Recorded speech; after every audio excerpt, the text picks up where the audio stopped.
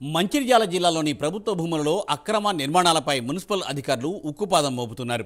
జిల్లాలోని మార్కెట్ ప్రాంతంలో వెళుతున్న అక్రమ నిర్మాణాలను మున్సిపల్ అధికారులు కూల్చివేస్తున్నారు.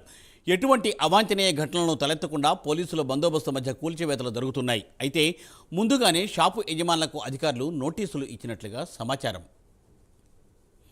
దీనిపై మరింత సమాచారాన్ని మా ప్రతినిధి చంద్రశేఖర్ అందిస్తారు. చంద్రశేఖర్.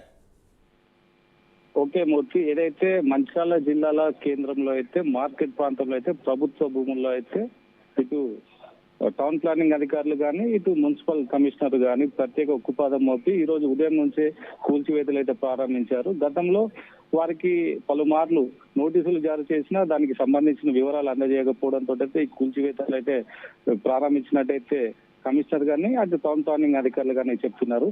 ఏదైతే నాలాల కింద ఏర్పాటు చేసిన షాప్లను కానీ భవన నిర్మాణాలను కానీ వాటిని అయితే కూల్చుతున్నారు. గతంలో ప్రైమ్ లైన్ కూడా ఎక్స్క్లూజివ్ గా కథనాలు ప్రారంభించింది. పార్కింగ్ లేక ఇబ్బందులు పడుతున్నారు, పార్కింగ్ ప్రాంతాలలో షాపులను ఏర్పాటు చేశారని అయితే ప్రైమ్ లైన్ ఎక్స్క్లూజివ్ గా స్టోరీలు అయితే చేయడం జరిగింది. దీనిపై అయితే ఇటు టౌన్ ప్లానింగ్ కానీ ఇటు మున్సిపల్ అధికారులు కానీ స్పందించి ఏదైతే పార్కింగ్ ఏరియాలో నిర్మించిన ఉన్న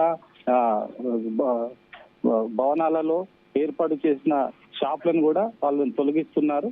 ఇటు అధికారులు అయితే అన్ని ఏర్పాట్లు చేస్తున్నారు. దీనిపై అయితే ప్రజలైతే హర్షం వ్యక్తం చేస్తున్నారు. ఏదైతే పార్కింగ్ ఇబ్బంది కలగకుండా అయితే అన్ని ఏర్పాట్లు అయితే చేసినట్టయితే ఇటు మున్సిపల్ శాఖ కానీ ఇటు టౌన్ ప్లానింగ్ అధికారులు అయితే చెప్తున్నారు.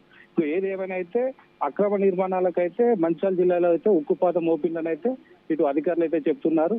రానున్న రోజుల్లో మరిన్ని కూల్చివేయడానికి సిద్ధంగా ఉన్నారైతే ఇటు టౌన్ ప్లానింగ్ అధికారులు అయితే చెప్తున్నారు. Thank you Chandrashekar, thanks for update.